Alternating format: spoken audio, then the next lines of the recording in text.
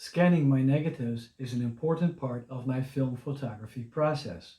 This video is meant to give you an insight on the decisions I made with regards to my process on scanning my negatives. And it all started out with a very important question, and that is, what am I going to be using these scans for? And that answer was easy for me, because probably more than 95% of my scans I use to incorporate in my YouTube videos. And as a true photography minimalist, I chose to keep on using my good old, reliable Epson Perfection 3170 flatbed scanner. I've had this scanner probably for around 17 years, and I recently purchased a second scanner online as a backup. It has a maximum resolution of 3200 dpi and it scans both 35mm and medium format up to 6:9.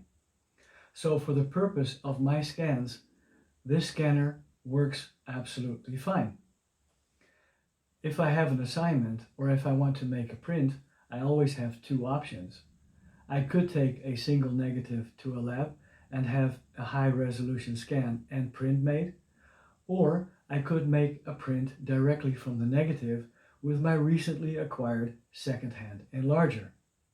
It was good to recently read a discussion on my YouTube channel with regards to scanning negatives and the preferred resolution. For me, a certain resolution all depends on what you eventually want to do with those scans. And as I mentioned, about 95% of all the scans that I make, I use in my YouTube videos. So I thought it would be a good idea to make a test with the Epson Perfection 3170. I went into my old negatives and I found a photo which I made about 16 or 17 years ago on Fuji color film in 35mm format. And if you are a Dutch viewer of my YouTube channel, maybe you recognize the male model in this photo. I made 4 test scans starting at 150 dpi through to 300, 600 and 1200 dpi. All the scans were treated in the same way and they all had the same output dimensions.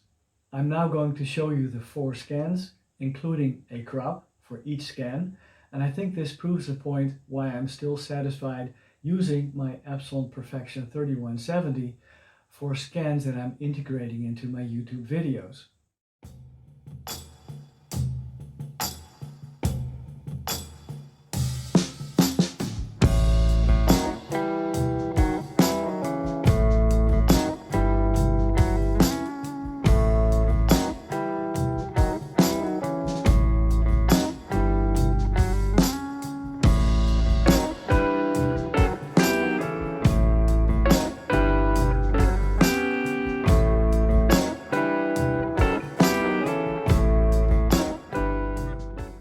Well, I hope this video was informative for you, and I also hope that it proves the point that you do not always need the newest and most expensive gear to get the job done. Thank you very much for watching, greatly appreciate it. If you have any questions or remarks, just post them in the video and I will respond to them as soon as possible. Thanks again, take care, and I look forward to seeing you in the next video when I'm going to be using the Canon F1.